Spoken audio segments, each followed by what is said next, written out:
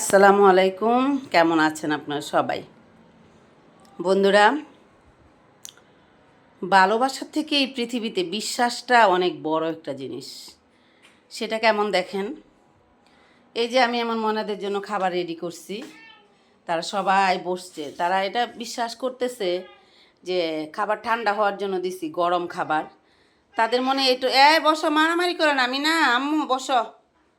তাদের মনে এতটুকু বিশ্বাস আছে যে আমার আম্মু খাবার এখানে রাখছে, খাবার ঠান্ডা হবে, তারপর আমার আম্মু আমাদেরকে খাইতে দিবে। এইটুকু বিশ্বাস তারা নিয়ে ধৈর্য ধরে বসে আছে।